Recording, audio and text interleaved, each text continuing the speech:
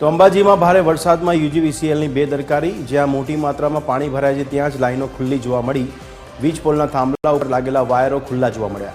ખુલ્લા વાયરો પાસેથી નાના બાળકો તેમજ અન્ય મુસાફરો પસાર થાય છે। ખુલ્લા વાયરોમાંથી જો કરંટ પ્રસરે તો મોટી હોનારત થવાની સંભાવના।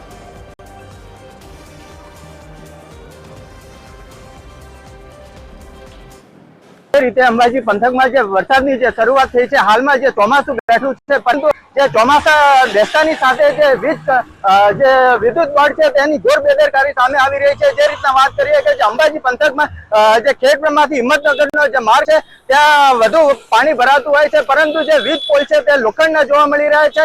જે વીજના જે બોર્ડ છે તે પણ ખુલ્લા જોવા મળી રહ્યા છે। જે રીતના જે લોકો છે તે લોકો હાલમાં ક્યાંક ને ક્યાંક જે ડિવાઈડર છે તે ડિવાઈડર ઉપર ચડીને ક્યાંક ને ક્યાંક પાણીથી બચવાનો સામનો કરતા હોય છે, પરંતુ ક્યાંક ને ક્યાંક જે લોકો છે તે લોકો વીજના કારણે ક્યાંક ને ક્યાંક શોર્ટ સર્કિટ પણ થાય અને ક્યાંક ને ક્યાંક શોર્ટ પણ થાય, તેની જિમ્મેદારી કોણ લેશે તેવું પણ જોવા મળી રહ્યું છે। જે રીતના હાલમાં જે બાળકો છે તે બાળકો પણ જે રીતના જે વરસાદની મજા લઈ રહ્યા છે, પણ તે લોકોને ખબર નથી કે ક્યાંક ને ક્યાંક આપણે મોતના પણ ભોગે બની શકીએ તેવું પણ જોઈ રહ્યું છે। જે હાલમાં જે વીજ કંપની છે તે વીજ કંપનીને હાલમાં તાત્કાલિક બોર્ડ જે ખુલ્લા છે અને જે છૂટા તારો છે ત્યાં ક્યાંક ને ક્યાંક મેન્ટેનન્સ ચાલી રહ્યું હોય તો રિપેરિંગ કરાવે તેવી પણ માંગ છે। દિનેશ સિકરવા, TV13, અંબાજી, બનાસકાંઠા। હાલ ભાદરવી પૂનમનો મહામેળો આવી રહ્યો છે અંબાજીમાં અને યુજીવીસીએલ નું કામ ચાલી રહ્યું છે। તો યુજીવીસીએલ નું જે કામ ચાલી રહ્યું છે